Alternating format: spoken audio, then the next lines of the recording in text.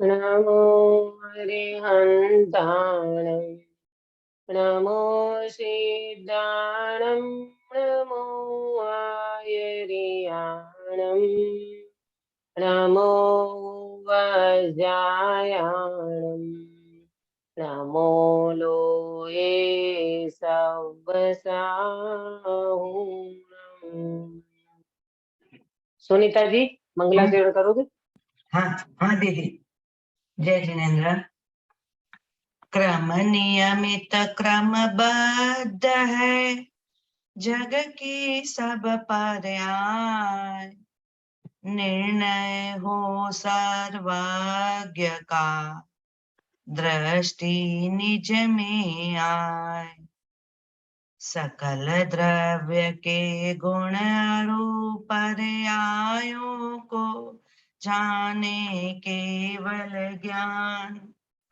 मानो उसमें डूब गए हो, किंतु न छूता उन्हें सुजान।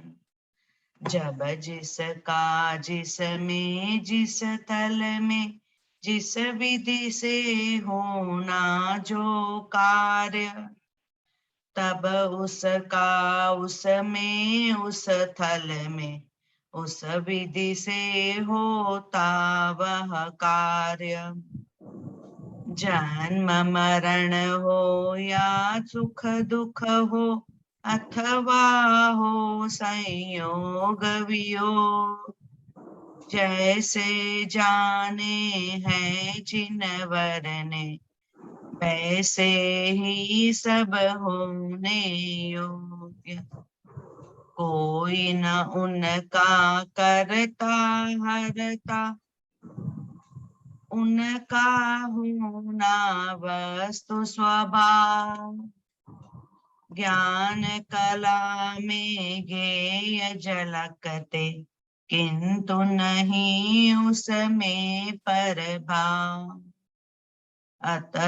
अतः नहीं मैं पर का करता, और न पर में मेरा कार्य। सहज स्वयं निज क्रम से होती है, मुझ में मेरी पर्याय। पर्यायों से दृष्टि पलटती, भासित हो गायक भगवान। वस्तु स्वरूप बताया आपने, सत सत वंदन गुरु कहा।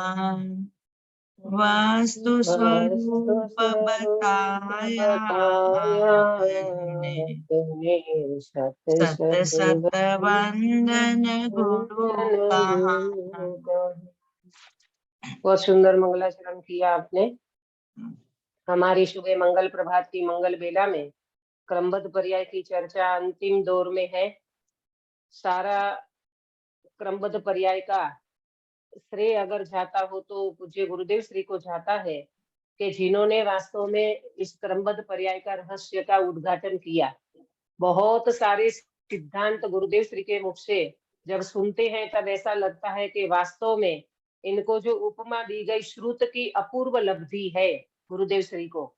ये बेन श्री बेन बहुत बार कहते थे कि गुरुदेव माने श्रुत की अपूर्व लब्धि। ऐसे ऐसे न्याय निकालते हैं, ऐसे ऐसे रहस्य समझाते हैं। कभी कर्णानुयोग में से भी द्रव्यानुयोग निकाल ले, प्रथमानुयोग में से भी द्रव्यानुयोग निकाल ले। अभी प्रवचन सार जो चल रहा है उसमें भी गुरुदेव ने कल ही तो कहा था कि ये परमाणु जो है चौस्पर्शी होता है, दोषपर्शी होता है, कर्मों का जो बंध होता है। तो गुरुदेव श्री ने इतना सब कुछ समझाने के बाद ये बोले कि आत्मा इसका कोई करता धरता नहीं है। मतलब आत्मा कर्मों को नहीं बांधता। आत्मा कर्मों को नहीं बांधता माने कर्म कर्म में बंधते हैं, उनकी स्वतंत्रता समझा रहे थे कर्मों की। कर्म कर्म में बंधते हैं, जीव का भाव निमित्त बनता है ना। तो कहने का मतलब ये है कि ये सारी चर्चाएं हमें जब सुनने मिलती है तो बहुत अंदर से गौरव आता है, अच्छापन महसूस होता है कि हम कैसे, भले कोई कहता हो कि आज निकृष्ट काल है, पंचम काल है, हुंडा अवसर्पिणी काल है, लेकिन हमारे लिए तो चौथा काल जैसा महसूस हो रहा है कि ये जो सिमंदर भगवान की साक्षात देशना आज हमें प्रत्यक्ष सुनने को मिल रही है। ये गिरीश भाई कम भाग्य की बात है क्या? कौन सुनावे ये शुद्धात्मा की बात? कौन सुनावे? कौन कहे कि तू तू पर द्रव्य का करता नहीं है? पूरी दुनिया, पूरा पूरा अज्ञानी वर्ग लगा है पर द्रव्यों की फेरफार करने में, पर द्रव्य के परिणमन में। इनको ऐसा कर दूं, उनको वैसा कर दूं। ज्ञानी कहते तू कुछ मत कर, जानना देखना भी तेरा सहज स्वभाव है, उसमें भी कुछ करने की गुंजाइश बचती नहीं है। जैसे हमारी आंख देखना कार्य करती है तो हमें कुछ करना पड़ता है, आंख के माध्यम से देखने के लिए कुछ नहीं करना पड़ता। जैसे सहज आंख देखने का कार्य करती है, ऐसे ज्ञान सहज जानने का कार्य करता है। उसमें करने धरने की कोई बात की गुंजाइश नहीं बचती है। इतनी सुंदर चर्चा जब हमने एक क्रमबद्ध पर्याय में भी आई कि क्रमबद्ध पर्याय माने पर्यायों का क्रम फिक्स है, कौन से समय में कौन सी पर्याय होगी ये बिल्कुल फिक्स है। वस्तु, वस्तु का परिणमन और वस्तु के परिणमन में सहज उनका प्रवाह क्रम जो चलता है वो बिल्कुल किसी के हाथ में नहीं है, मतलब वो सहज होता है छहों द्रव्यों का। ये तो हम जीव है इसलिए हम अपनी बात करते हैं, वरना छहों द्रव्यों का परिणमन इसी तरह से चलता रहता है। इसमें वास्तव में कोई किसी का कुछ करता धरता नहीं है। आज हमारी चर्चा कल जो हमने 5 समवाय की चर्चा की थी कि समवायों की पूर्वक कोई भी कार्य होता है वो कैसे होता है, तो बोले समवाय 5 समवाय से कार्य की प्राप्ति होती है, कार्य प्रकट होता है। 5 समवाय के बिना कोई भी कार्य प्रकट नहीं होता।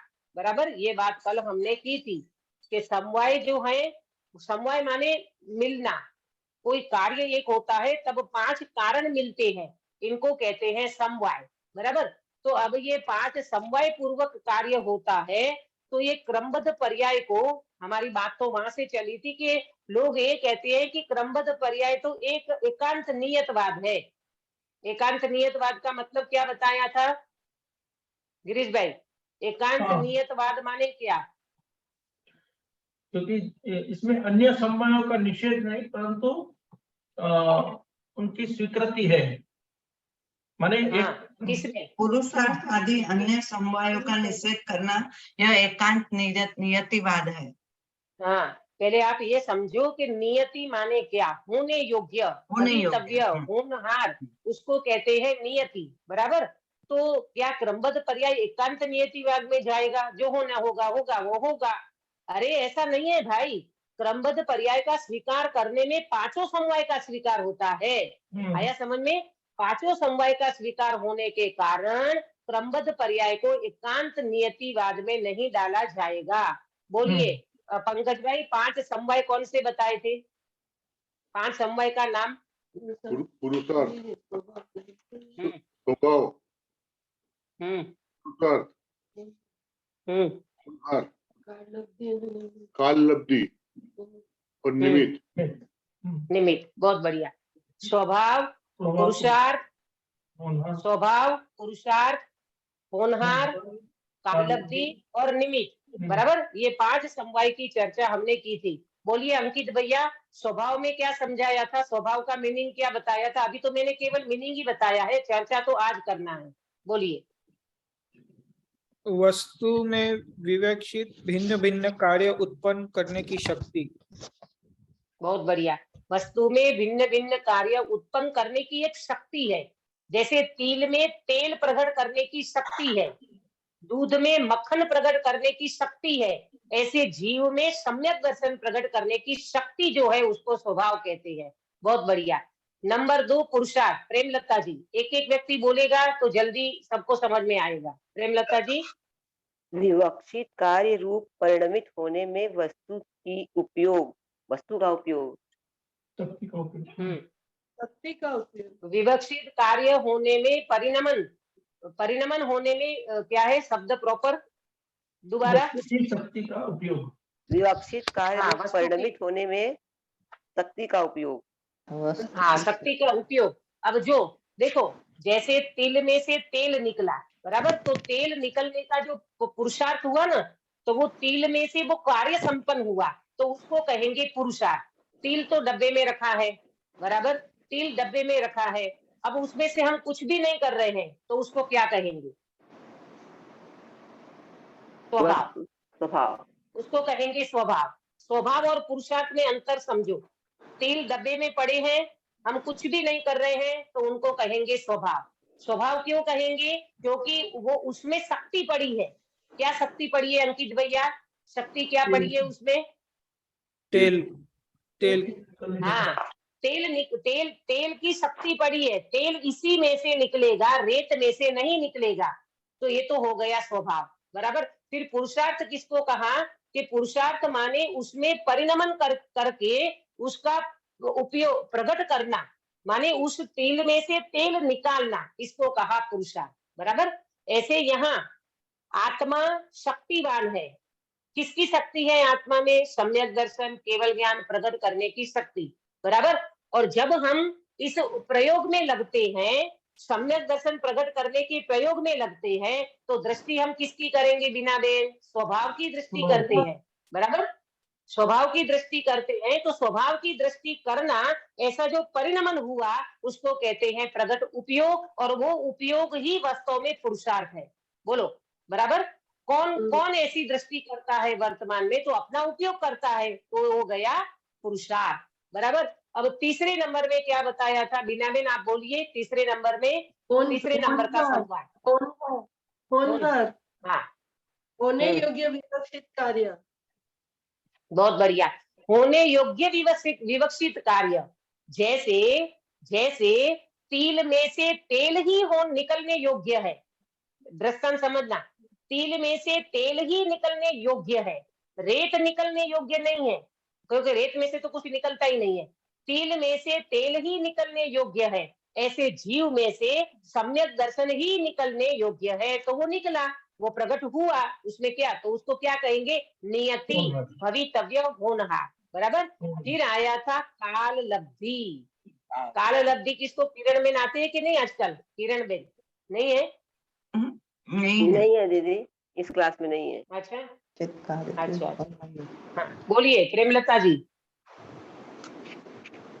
जी। काल काल लब्धि। लब्धि, विवक्षित कार्य की उत्पत्ति का स्वकाल। विवक्षित कार्य की उत्पत्ति का स्वकाल। अपन बोलते हैं ना कई बार लोक व्यवहार में, उसका अभी समय नहीं आया है। जब उसका काल आएगा तब वो काम होगा। तो जिस समय पे वो कार्य होता है, विवक्षित कार्य माने जैसे सम्यक दर्शन होने का 6-10 पे किसी को सम्यक दर्शन हुआ, तो अपन कहेंगे ना ये 6-10 पे उनको सम्यक दर्शन हुआ, ये उनकी काल लब्धि, टाइम पीरियड के माध्यम से। काल लब्धि का मीनिंग क्या है? जिस समय वो कार्य हुआ उसको कहते हैं काल लब्धि, बराबर। और निमित्त किसको कहा गिरीश भाई? निमित्त विवक्षित कार्य की उत्पत्ति में अनुकूल बाह्य पदार्थ। बहुत बढ़िया। विवक्षित कार्य की उत्पत्ति में अनुकूल बाह्य पदार्थ। जब जीव को सम्यक दर्शन होता है, अथवा तो अपन पहले तेल वाली बात कर ले, ये दृष्टांत और ये सिद्धांत दोनों पैरेलल चलते हैं। जब तिल में से तेल निकलता है ये तो इसका स्वभाव है, परंतु तेल निकलते समय चाहिए क्या? तेल निकालने के लिए क्या चाहिए? बोलो सुनीता जी। और तेल निकालने की मशीन वो चाहिए, घाणी। मतलब जिसमें तेल घाणी में से वो तेल निकालता है, तो उसका कोलू, उसका मशीन, उसका जो भी कुछ है ना, वो सब कुछ चाहिए। तो ये सब है बाह्य निमित्त है, बाह्य पदार्थ सारे निमित्त हैं, तब हमारा तेल निकलता है, बराबर। ऐसे तिल में से तेल नहीं निकल जाएगा, उसका प्रोसेस जो होता है, और उस प्रोसेस में जो निमित्त बनते हैं, जो साधन, उसको कहा निमित्त। इसी तरह यहाँ क्या होता है? यहाँ भी सम्यक दर्शन प्रकट करने में स्वभाव तो है, शक्ति तो है, जीव का उपयोग तो है, परंतु ये पुरुषार्थ जब जीव का होता है तब निमित्त रूप में कौन होते हैं? तो 2 निमित्त बताया, एक बहिरंग निमित्त और एक अंतरंग निमित्त। बहिरंग निमित्त में देवशास्त्र गुरु, और अंतरंग निमित्त में दर्शन मोह का उपशम, क्षयोपशम अथवा क्षय, बराबर। ये दोनों निमित्त को समझना। अभी मैं ये चर्चा करने वाली हूँ, तो आपको वो बात बिल्कुल समझ में आ जाएगी, बराबर। तो ये 5 प्रकार के समवाय पूर्वक ही कार्य होता है। पांचों समवाय कार्य होने में कभी भी आगे पीछे नहीं होता। एक समय की पर्याय में पांचों समवाय हाजिर होते हैं, यानी पांचों समवाय जब मिलते हैं तब एक कार्य होता है। अब लोक व्यवहार में भी हर जगह पे ये घटित कर लेना, रोटी बनते समय, घड़ा बनते समय, है ना, दुकान चलते समय, कोई भी कार्य होता है तब पांचों समवाय मिलते हैं तब ही कार्य होता है।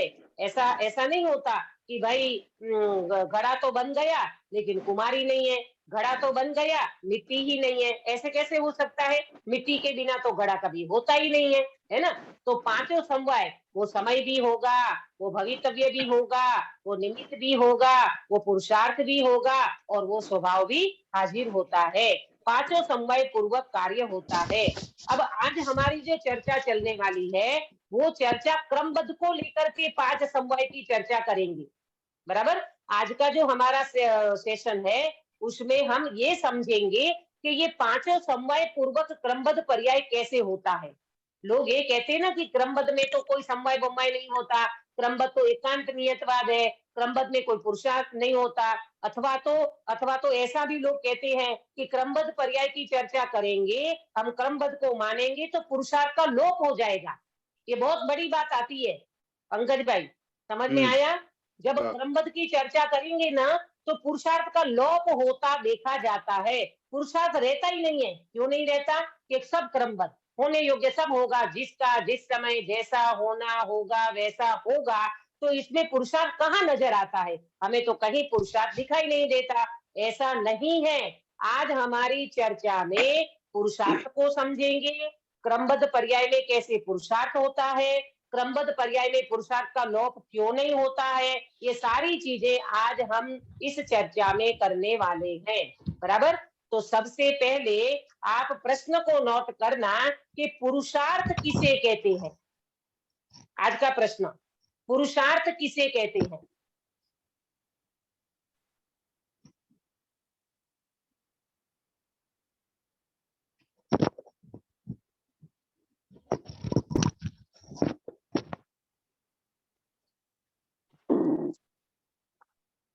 बराबर।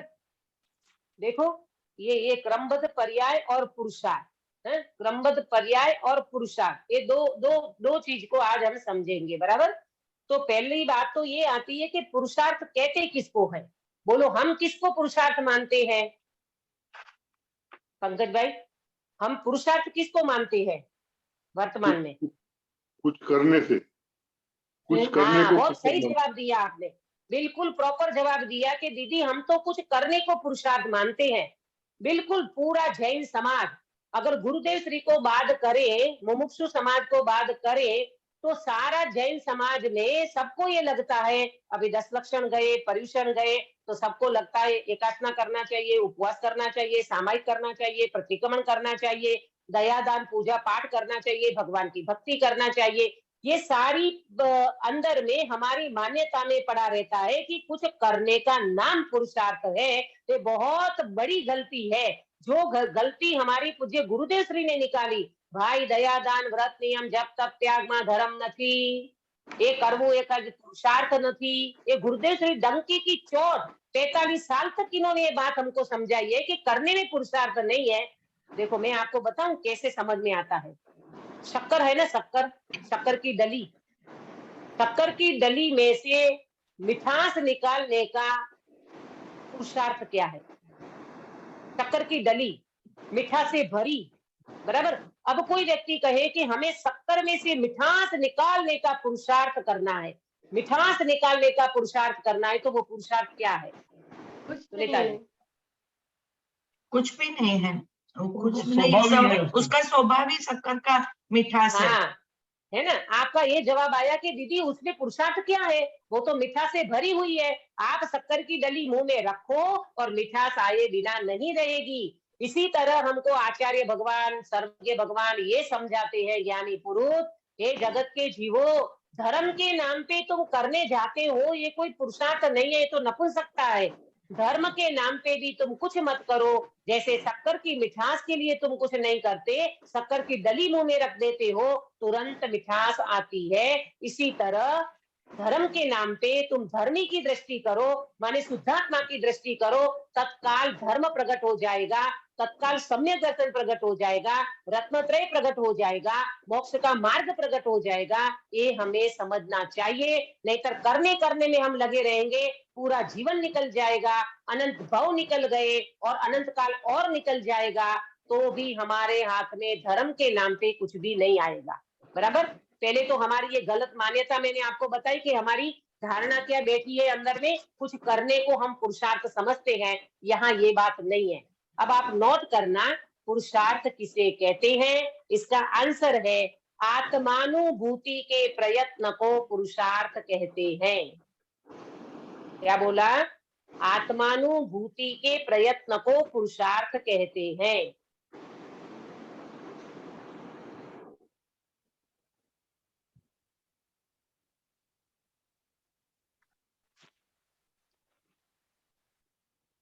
आत्मानुभूति के प्रयत्न को पुरुषार्थ कहते हैं। बोलो, ये आत्मानुभूति का प्रयत्न कौन करता है? हमारी बुद्धि तो उसी में लगी है, पर्यायों की फेरफार में बुद्धि लगी है। हमारी इच्छा के अनुकूल कोई परिणमन करे, उसमें हमारा सारी शक्ति हम उसमें व्यर्थ कर देते हैं। पूरी हमारा शक्ति, हमारा उपयोग, हमारी बुद्धि, हमारा ज्ञान पर पदार्थों में लगा रहता है। इसको ऐसा कर दूं, इसको ऐसा कर दूं, धंधा धापा, घर मकान दुकान है ना, स्त्री पुत्र परिवार, कर्म नो कर्म में पूरी एनर्जी लगा देता है और उसमें फेरफार करने में, उसकी फेरफार करने की बुद्धि जब तक पड़ी रहती है तब तक ये जीव का सच्चा पुरुषार्थ प्रकट नहीं होता। आत्मानुभूति तो उस व्यक्ति के लिए बहुत दूर की बात है। आया समझ में? आत्मानुभूति का प्रयत्न करना यही सच्चा वास्तव में पुरुषार्थ है। बराबर।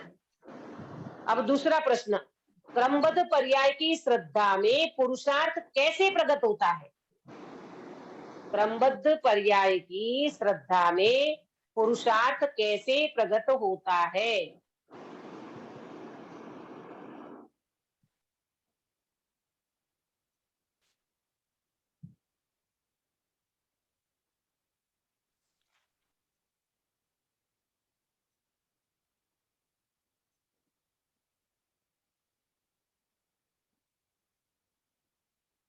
बराबर। ये प्रश्न समझ में आया आपको कि क्रमबद्ध पर्याय की श्रद्धा में पुरुषार्थ कैसे प्रकट होता है? क्रमबद्ध पर्याय तो माने पर्यायों का क्रम, पर्यायों का प्रवाह क्रम बिल्कुल फिक्स है, तो इसमें हमारा पुरुषार्थ कैसे होगा भाई? क्रमबद्ध पर्याय तो हमने स्वीकार कर लिया, सर्वज्ञ भगवान ने जैसा देखा है, सर्वज्ञ भगवान ने ज्ञान में जैसा आया है, और ये क्रमबद्ध माने पर्यायों का क्रम बिल्कुल फिक्स है, इसमें पुरुषार्थ कैसे प्रकट होता है? तो इसमें आंसर नोट करना कि क्रमबद्ध पर्याय की श्रद्धा करने वाले को दृष्टि का स्वभाव सन्मुख ढलना, दृष्टि का स्वभाव सन्मुख ढलना ही मुक्ति मार्ग में अनंत पुरुषार्थ है। क्या बोला? दृष्टि का स्वभाव सन्मुख ढलना ये मुक्ति के मार्ग में अनंत पुरुषार्थ है।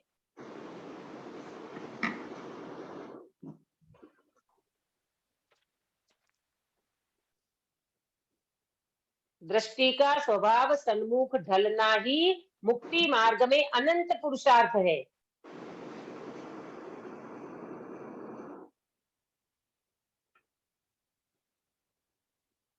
बराबर। श्रद्धा के काल में, दूसरा बिंदु, श्रद्धा के काल में स्वभाव सन्मुख अनंत पुरुषार्थ होने का और सम्यक दर्शन होने का क्रम भी सहज होता है।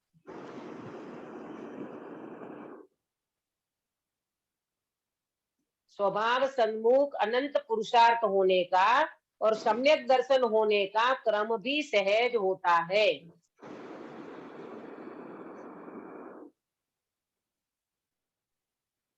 देखो, पहले तो सबसे पहले ये समझो कि दृष्टि का स्वभाव सन्मुख ढलना ये होता क्यों है? वो इसीलिए होता है, हमें सबसे पहले ये क्रमबद्ध पर्याय की चर्चा में सर्वज्ञता की सिद्धि, पहले हमने स्टार्टिंग में वही बात करी थी कि सर्वज्ञ भगवान ने ये क्रमबद्ध किसने देखा, ये तीनों काल की पर्याय किसके ध्यान के बस की बात है, बोले सर्वज्ञ की।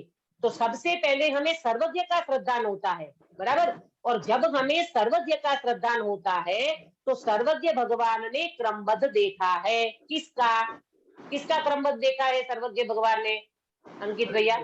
सभी का। हर एक चीज सभी का। हर एक प्रत्येक द्रव्य का, प्रत्येक द्रव्य का, हाँ।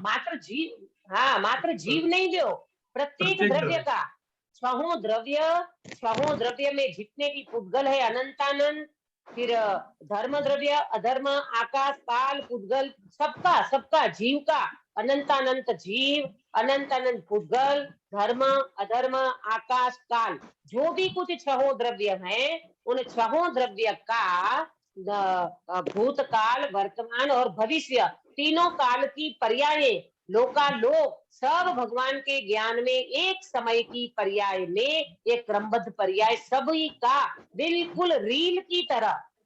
पिक्चर आता है ना, पिक्चर रील में पिक्चर वो दिखता है, चित्र दिखता है ना, एक के बाद एक के बाद एक के बाद वो चित्र आता है, इसी तरह ये रील पूरी खचित है भगवान के केवल ज्ञान में।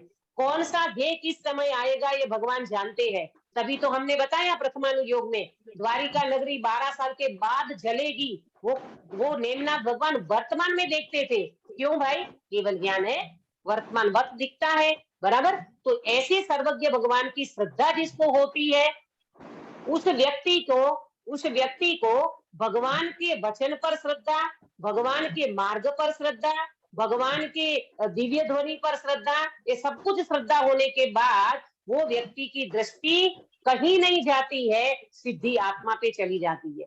देखो मैं बताती हूँ क्यों चली जाती है। अभी तक इस जीव को पर द्रव्य में फेरफार करने की बुद्धि चलती थी और एक कर्तव्य का बोझा लेकर के बैठा था, बराबर। अब उनको क्या समझ में आ गया गिरीश भाई?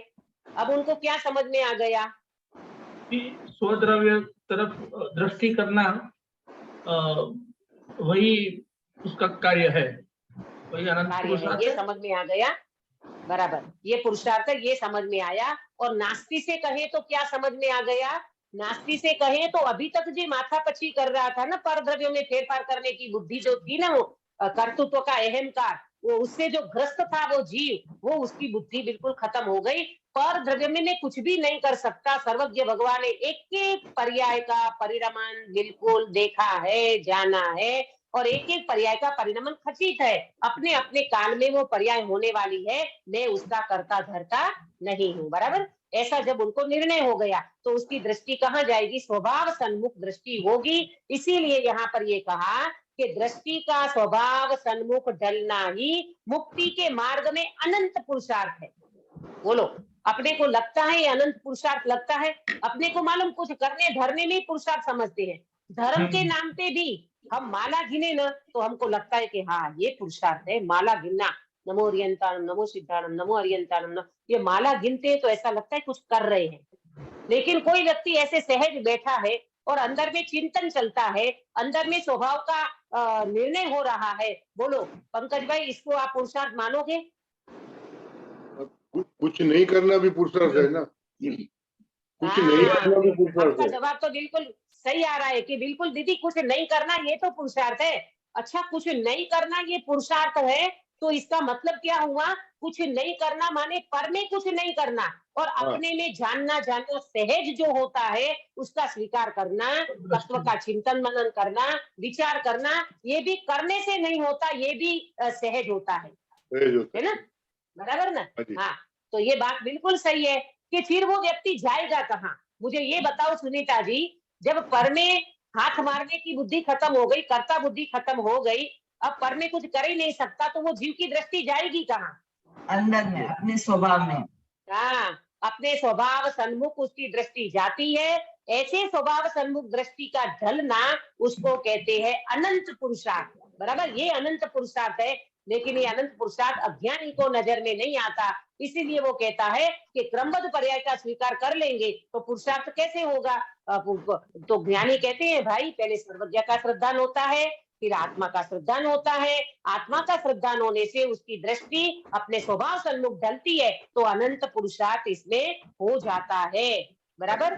तो ये सम्यक दर्शन होने का ऐसा क्रम है, और ये जब तक हम नहीं करेंगे तब तक ज्ञानी कहते हैं आप धर्म के नाम पे कितना भी कुछ बाहर में कर लो, कितने प्रवचन सुन लो, कितना भी गुरुदेव श्री का प्रवचन सुन लो, भगवान की दिव्य ध्वनि सुन लो, जब तक आपकी अंतर्मुखी दृष्टि नहीं होगी तब तक सम्यक दर्शन होने का कोई चांस नहीं है। भगवान से दृष्टि हटनी चाहिए, अंदर दृष्टि जानी चाहिए, और अंदर दृष्टि जब होगी स्वभाव सन्मुख उपयोग ढलेगा, अवश्यमेव जीव का पुरुषार्थ प्रकट होगा, पुरुषार्थ का फल सम्यक दर्शन अवश्य प्रकट होगा। बराबर। तो ये हमने आपको बताया कि क्रमबद्ध की पर्याय माने क्रमबद्ध पर्याय की श्रद्धा में पुरुषार्थ कैसे प्रकट होता है। तो ऐसे होता है, पहले सर्वज्ञ का श्रद्धान होता है, सर्वज्ञ के श्रद्धान के बाद जीव को अपना श्रद्धान होता है, अपना श्रद्धान होता है तो तुरंत उसकी दृष्टि अपने स्वभाव सन्मुख होती है, स्वभाव सन्मुख होने में अनंत पुरुषार्थ है, और उसमें सम्यक दर्शन का क्रम अवश्यमेव आता है। बराबर। ये दो बात हो गई। अब तीसरा प्रश्न, आज का जो मेन प्रश्न जो जगत में चल रहा है, समाज में चल रहा है, और गुरुदेव श्री के सामने ये प्रश्न बहुत बार आया, और गुरुदेव श्री ने इनका उत्तर जो दिया है वो मैं आपको आज बताना चाहूंगी। प्रश्न है, क्रमबद्ध पर्याय की श्रद्धा से पुरुषार्थ का लोप हो जाता है,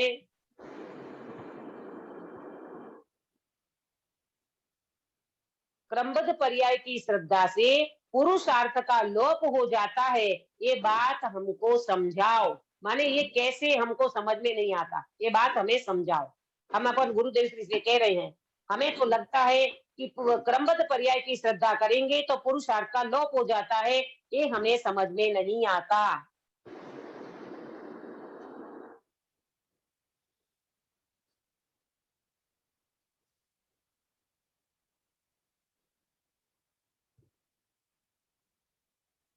बराबर।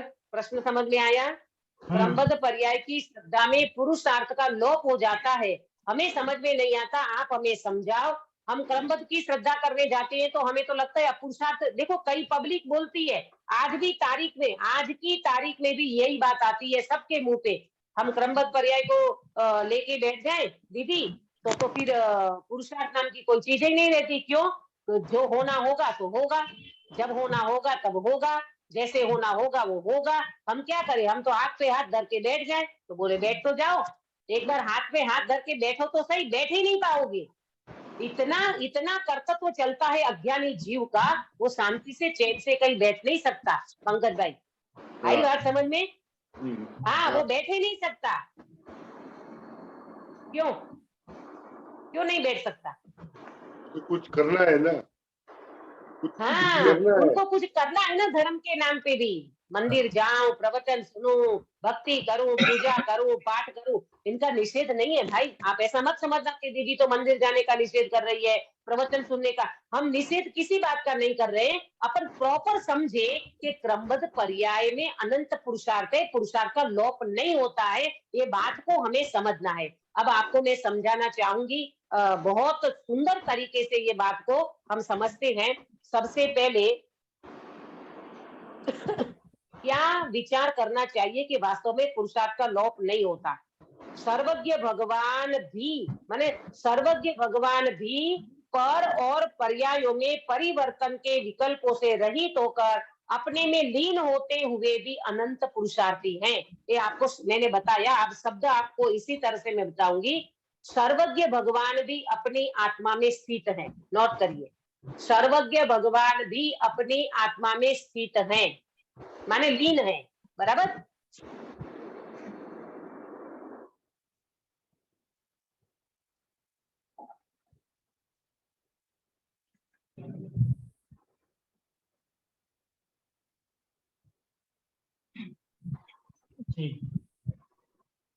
ठीक है, सर्वज्ञ भगवान भी अपनी आत्मा में लीन है। तो वो लीन कब हुए अंकित भैया?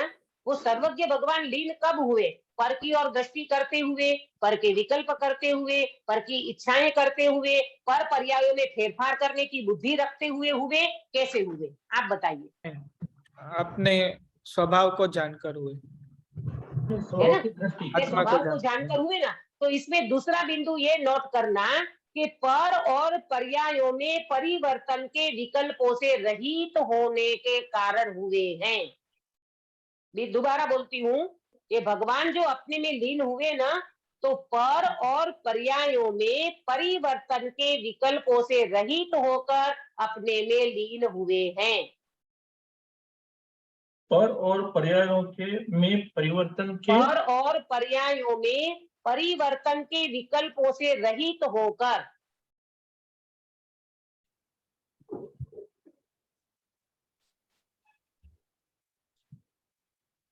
परिवर्तन के विकल्पों से रहित पर और पर्यायों में परिवर्तन के विकल्पों से रहित होकर अपने में लीन हुए हैं।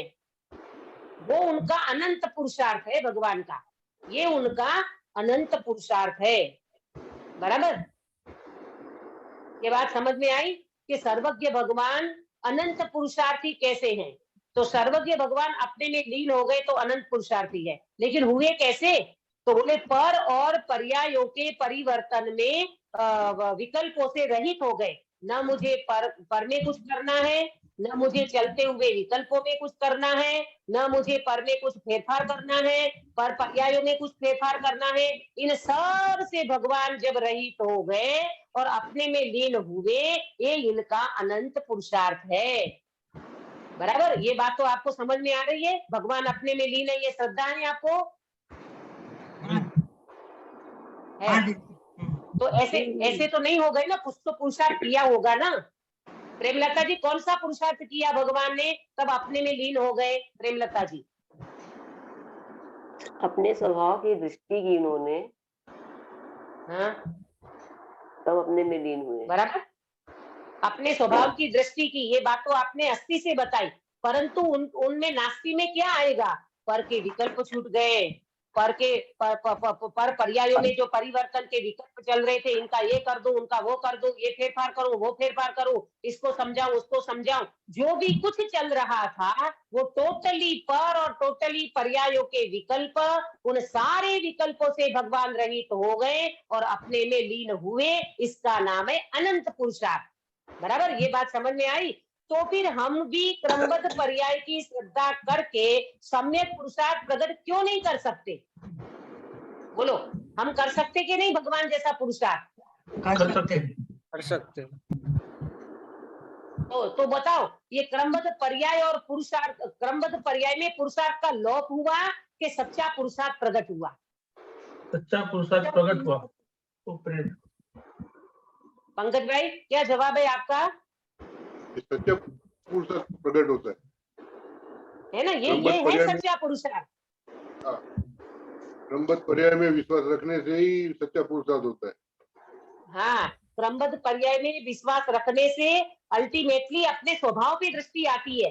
बराबर, और अपने स्वभाव की दृष्टि आती है, तो यहाँ पर यही तो कह रहे हैं कि आपको क्रमबद्ध पर्याय में पुरुषार्थ लोप होता हुआ दिखाई देता है। भाई, पुरुषार्थ का लोप नहीं होता। जैसे भगवान अपने स्वभाव में लीन हुए तो भगवान ने क्या क्या किया, मतलब भगवान की दृष्टि कहाँ से छूटी? तो बोले पर से दृष्टि छूटी, पर पर्यायों से दृष्टि छूटी, उसमें फेरफार करने की बुद्धि छूट गई, उनके विकल्पों से भगवान रहित हो गए, तो अपने में लीन हो गए। वो उनका अनंत पुरुषार्थ है। तो क्या हम सम्यक दर्शन प्राप्त करने में क्रमबद्ध पर्याय की श्रद्धा करें तो पुरुषार्थ का लोप होगा कि सच्चा पुरुषार्थ होगा? सच्चा पुरुषार्थ होगा। बराबर, सच्चा पुरुषार्थ होगा। तो हमारे अंदर में भी क्या होगा? पर द्रव्य के विकल्प छूटेंगे, पर पर्याय की फेरफार करने की बुद्धि छूट जाएगी, पर विकल्पों से हम रहित हो जाएंगे, तो हमारा स्वभाव की दृष्टि हो जाएगी। तो सच्चा पुरुषार्थ हुआ ना क्रमबद्ध पर्याय के नाम पे। पुरुषार्थ का लोप बिल्कुल नहीं होता है, ये बात अपने को समझना चाहिए। जो गुरुदेव श्री के सामने ये बात आती थी, क्रमबद्ध पर्याय की बात करती है कांजी स्वामी, तो बात तो पुरुषार्थ उड़ जाता है। बोले पुरुषार्थ उड़ता बुड़ता नहीं है, क्रमबद्ध पर्याय की श्रद्धा करने वाले को सच्चा पुरुषार्थ प्रकट होता है और स्वभाव की ओर दृष्टि जाए बिना नहीं रहती है। जिसकी स्वभाव की दृष्टि गई, उस जीव को स्वयं ये पुरुषार्थ प्रकट होता ही होता है। इसीलिए क्रमबद्ध पर्याय में पुरुषार्थ, अनंत पुरुषार्थ प्रकट होता है, पुरुषार्थ का लोप नहीं होता। ये बात मैंने आपको बताई। आया समझ में सभी को? जी बराबर। अभी अपन एक चर्चा 5 मिनट का टाइम है। एक चर्चा मुझे आपके सामने ये बताना है। हमने जो अभी 5 समवाय की चर्चा की ना, तो अभी अपन आत्मा के ऊपर घटित करेंगे। आत्मा में ये 5 समवाय किस तरह से घटित होते हैं। प्रश्न नोट करना, आत्मा के ऊपर 5 समवायों को घटित करो।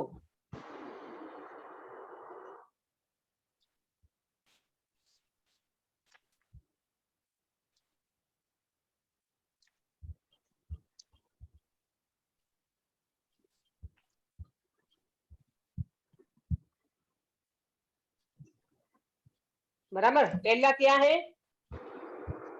5 समवाय में स्वभाव। पहला क्या है? स्वभाव। स्वभाव, है ना। पहला है स्वभाव। अपन लेंगे सबसे पहले अपन लेंगे इनको सम्यक दर्शन में 5 समवाय घटित करेंगे। बराबर ने। सम्यक दर्शन तो जीव का, अभी सभी जीव का ये है ना कि हमें तो सम्यक दर्शन करना है, सम्यक दर्शन की प्राप्ति करना है। तो 5 समवाय को हम सम्यक दर्शन के ऊपर घटित करेंगे कि सम्यक दर्शन कैसे होता है। बराबर। देखो, सम्यक दर्शन के ऊपर ये 5 समवाय घटित करते हैं तो आपको एकदम क्लियर हो जाएगा कि ये सम्यक दर्शन कैसे होता है। सबसे पहले सम्यक दर्शन कौन करेगा, है ना। ये पहला स्वभाव। सम्यक दर्शन कौन करेगा? अति आसन भव्य जीव ही सम्यक दर्शन प्रकट करेगा। कौन करेगा? अति आसन भव्य जीव ही सम्यक दर्शन प्रकट करेगा। निकट में जिसको सम्यक दर्शन होने वाला है वो जीव सम्यक दर्शन प्रकट करेगा। अति आसन भव्य जीव ही सम्यक दर्शन प्रकट करेगा। अति आसन मतलब अति आसन माने बिल्कुल निकट में जिसको सम्यक दर्शन होने वाला है। बराबर।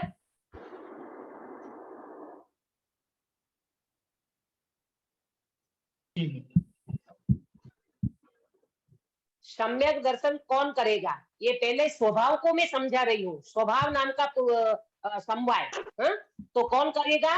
अति आसन भव्य जीव ही सम्यक दर्शन प्रकट करेगा। क्यों? क्योंकि उसी में सम्यक दर्शन प्रकट करने की योग्यता है।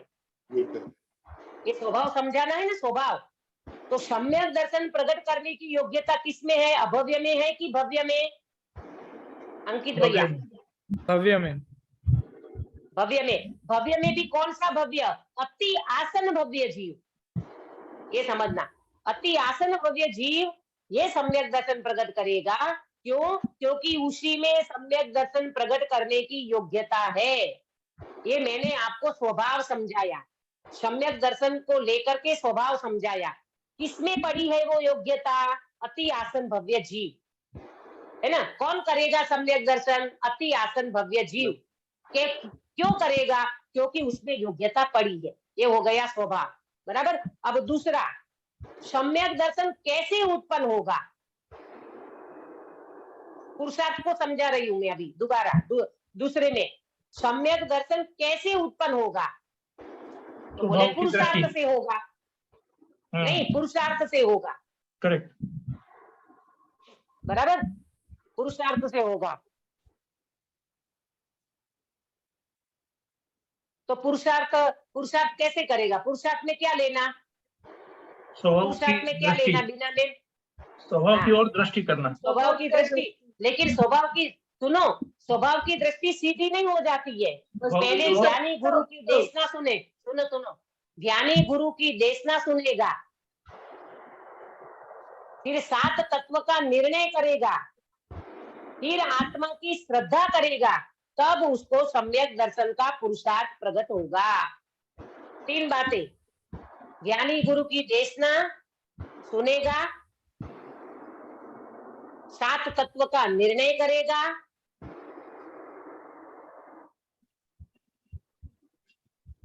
और तीसरे नंबर में आत्मा का श्रद्धान करेगा, आत्मा की प्रतीति करेगा, माने सम्यक दर्शन होगा। ये पुरुषार्थ हो गया। आत्मा की प्रतीति करेगा। हाँ, प्रतीति माने श्रद्धा, सम्यक दर्शन। पुरुषार्थ हुआ ना, पुरुषार्थ में क्या प्रकट किया, इसमें आप वो वाला दृष्टांत साथ में लेके चलो, तिल वाला, तिल में से तेल निकला ना, तो स्वभाव में क्या लेना, तिल लेना, स्वभाव में तिल समझो कि तिल में योग्यता है तेल निकलने की, तो स्वभाव में तिल आया, फिर पुरुषार्थ में तेल, तेल निकला, ये निकला। पुरुषार्थ हुआ, तेल निकला, बराबर। तो यहाँ सम्यक दर्शन हुआ, कैसे उत्पन्न हुआ, पुरुषार्थ पूर्वक। पुरुषार्थ क्या किया, पुरुषार्थ क्या किया, ज्ञानी गुरु की देशना सुनी, देशना सुनने के बाद 7 तत्वों का निर्णय किया, श्रद्धा ने 7 तत्वों को समझा, और 7 तत्व का निर्णय करने के बाद आत्मा की प्रतीति करी, आत्मा का विश्वास जागृत हुआ, श्रद्धा हुआ, इसका नाम है पुरुषार्थ, बराबर। अब तीसरा सम्यक दर्शन का पुरुषार्थ कब करेगा,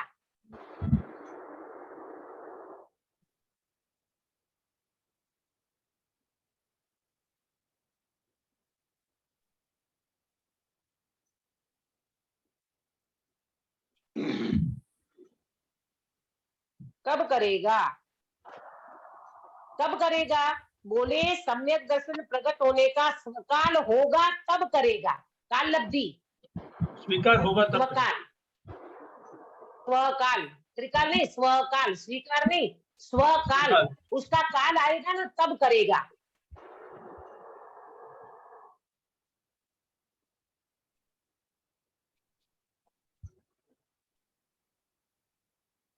ये क्या हो गया प्रेमलता जी, ये कौन सा समय हुआ, काल लब्धि। काल लब्धि। हाँ ये काल लब्धि है ना, आगे पीछे नहीं, पहले बाद में नहीं, उसी समय। तो बोले काल, जब काल लब्धि आएगी तब तो होगा ना, तो उसका भी स्वकाल आना चाहिए, किसका, सम्यक दर्शन प्रकट करने का। तो ये जीव सम्यक दर्शन का पुरुषार्थ कब करेगा, बोले जब स्वकाल आएगा तब करेगा, इसका नाम है काल लब्धि, बराबर। अब चौथा भवितव्य, भवितव्य को माने होनहार को समझा रहे हैं कि उस काल में सम्यक दर्शन का पुरुषार्थी क्यों होगा, केवल ज्ञान का क्यों नहीं, ये प्रश्न है ना। चौथा होनहार, तो सम्यक दर्शन का ही पुरुषार्थ क्यों होगा, केवल ज्ञान का क्यों नहीं, इसका क्या जवाब है, पहले सम्यक दर्शन भवितव्य का था। क्या? अच्छा, हाँ? उसकी इस प्रकार की भवितव्यता, इस प्रकार की ही भवितव्यता है, ये ही होने योग्य है, सम्यक दर्शन ही होने योग्य है, इसीलिए सम्यक दर्शन का ही पुरुषार्थ होगा, बराबर। और पांचवा, बीना बेन, पांचवा कौन है, पांचवा समवाय, निमित्त। हाँ, सम्यक दर्शन में निमित्त कौन होगा, पांचवा, सम्यक दर्शन में निमित्त कौन होगा, इसका उत्तर सच्चे देव शास्त्र गुरु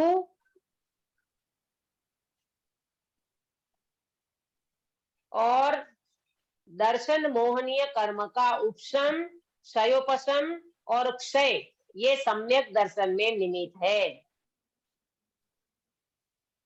बहिरंग निमित्त में क्या लेना, देव शास्त्र गुरु, हाँ, अंतरंग निमित्त में क्या लेना, दर्शन मोह का उपशम, क्षयोपशम अथवा क्षय, जैसा सम्यक दर्शन हो वैसा, किसी को औपशमिक हो तो कर्म का उपशम होगा, किसी को क्षयोपशम हो, क्षयोपशम सम्यक दर्शन हो तो कर्म का क्षयोपशम होगा, किसी को क्षयिक सम्यक दर्शन हो तो दर्शन मोह का क्षय होगा, बराबर।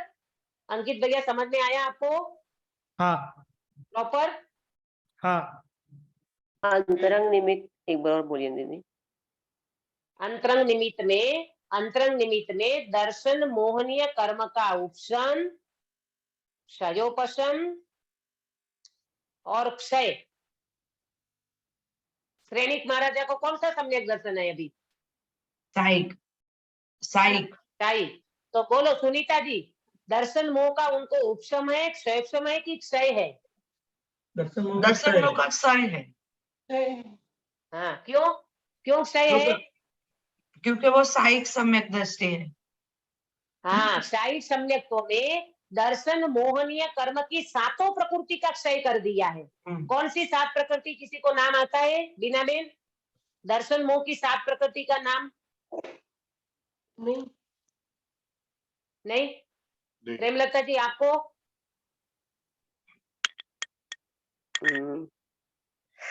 नहीं आ रहा है दीदी। नहीं आ रहा है? अरे कई बार कह चुकी। हाँ अंकित भैया, आपको आता है दर्शन मोह की 7 प्रकृति? नहीं। नहीं? अरे ऐसा कैसे, आगे पाठ पीछे सपाट, ये तो कई बार बता चुके हैं हम आपको। अनंतानुबंधी क्रोध, क्रोध, मान, माया, माया, लोभ। लोभ, हाँ, दर्शन मोहनीय, दर्शन मोहनीय है ना, ये जो दर्शन मोहनीय, तो मिथ्यात्व, मिथ्यात्व, दर्शन मोह की 3 प्रकृति लेना। मिथ्यात्व, मिथ्यात्व मोहनीय कहो, मिथ्यात्व, मिश्र और सम्यक प्रकृति। सम्यक मोहिनी। ये नोट कर लो, जिंदगी में कभी भूलना नहीं इसको, क्योंकि अपने को सम्यक दर्शन प्रकट करना है तो पहले पता तो होना चाहिए कि कौन सी 7 प्रकृति क्षय होगी तो क्षय सम्यक दर्शन होगा। फिर से नोट कराती हूँ, अनंतानुबंधी क्रोध, मान, माया, लोभ, ये 4 हो गई। और दर्शन मोह की 3, मिथ्यात्व मोहनीय, मिश्र मोहनीय,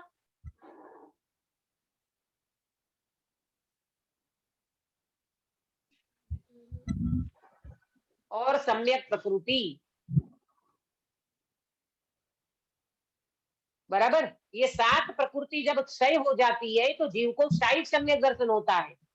बराबर, और ये 7 प्रकृति का वापस उपशम बोलना होता है तो औपसमिक सम्यक तो होता है। हाँ? लास्ट 3 लास्ट 3 दर्शन- में दर्शन मोह की 3 प्रकृति में मिथ्यात्व, मिश्र और सम्यक प्रकृति। मिथ्यात्व मोहनीय, मिश्र मोहनीय और सम्यक प्रकृति, ये 3 है दर्शन मोहनीय की। और अनंतानुबंधी 4, 4 + 3 = 7, 7। बराबर हो गया। देखो अब समय भी हो गया है। आज हमने चर्चा की है क्रमबद्ध पर्याय में पांचों समवाय कैसे सुमेल होता है, और क्रमबद्ध पर्याय में पुरुषार्थ उड़ जाता है, लोप हो जाता है कि सच्चा पुरुषार्थ प्रकट होता है, ये चर्चा हमने की है। पांचों समवाय को हमने आपको सम्यक दर्शन के ऊपर घटित करके बताया है। अब आपकी जिम्मेदारी है आज का ये पूरा प्रवचन, मैंने जो हमने क्लास ली है उसके ऊपर आप खूब विचार करना कि क्रमबद्ध पर्याय का श्रद्धान हमें करना है कि नहीं करना है, करना है तो क्यों करना है, कैसे करना है, वो करने से हमें फायदा क्या होगा। बोले आपको बहुत अच्छा फायदा हो जाएगा, आपकी दृष्टि स्वभाव के ऊपर चली जाएगी तो तत्काल जीव को सम्यक दर्शन की प्राप्ति प्रकट हो सकती है। इतनी ताकत एक क्रमबद्ध पर्याय की है। बराबर। अब कल अपनी मैंने देखा है इसमें इसमें एक जो चैप्टर आया ना, क्या आता है वो, एकांत और अनेकांत का। तो ये हमारी चर्चा ये हो गई है कि एकांत नहीं है, क्रमबद्ध पर्याय सम्यक एकांत है, मिथ्या एकांत नहीं है, सम्यक एकांत है। उसकी चर्चा माने वो एकांत और अनेकांत की चर्चा मैंने आपको चार्ट के माध्यम से नए में पढ़ा दिया है। बराबर, नए में मैंने पढ़ाया है आपको चार्ट के माध्यम से। मिथ्या एकांत किसको कहते हैं, सम्यक एकांत किसको कहते हैं, मिथ्या अनेकांत किसको कहते हैं, सम्यक अनेकांत किसको कहते हैं, ये नई की क्लास में मैंने आपको पूरा चार्ट से पढ़ाया है। इसलिए वो चर्चा इसमें अपने को नहीं करना है। तो कल अपनी क्लास बंद रहेगी और परसों लास्ट एक लेक्चर इसमें रहेगा अकाल मृत्यु का। ओके। बराबर, एक क्लास बाकी रहती है, अकाल मृत्यु को हम समझेंगे। क्रमबद्ध पर्याय में अकाल मृत्यु कैसे समझना। लोग ये कहते हैं छोटी सी उम्र में वो बच्चा चला गया, अकाल मृत्यु हो गई। युवान अवस्था में कोई व्यक्ति चला जाता है तो हम कहते हैं वो तो अकाल मृत्यु है। तो यहाँ कहते हैं अकाल मृत्यु का भी यहाँ निषेध किया है। तो क्रमबद्ध पर्याय में अकाल मृत्यु कैसे होती है, माने अकाल मृत्यु है कि नहीं, अकाल मृत्यु क्या क्या स्वरूप है, अकाल मृत्यु किसे कहते हैं, और क्रमबद्ध में अकाल मृत्यु, इन दोनों का सुमेल कैसा है, इसकी चर्चा कल नहीं परसों अपन करेंगे 20 तारीख को। बराबर, फिर रात को हमें ट्रेन पकड़ना है, इसलिए अंतिम चर्चा हमारी परसों रहेगी। कल हमारी क्लास नहीं रहेगी। परसों हमारी क्लास रहेगी और उसमें अंतिम चर्चा करके एक क्रमबद्ध पर्याय का विषय हम पूरा करेंगे। इसके बाद आपको 1 महीने का समय दिया जाएगा। 1 महीने के समय में आप पूरा क्रमबद्ध पर्याय का अभ्यास कर लेना। फिर आने के बाद अपन उसकी एग्जाम करेंगे। उसके बाद आपकी भावना होगी तो कोई नया विषय शुरू करेंगे। अगर आप लोगों को आपका खुद का अभ्यास करना होगा तो फिर कोई बात नहीं, हम तैयार हैं, जैसी आपकी भावना। ठीक है। निज निधि निज में बताई यह अनंत उपकार है, इसके लिए जिन वाणी माँ को वंदना शतबार है, वंदना शतबार है।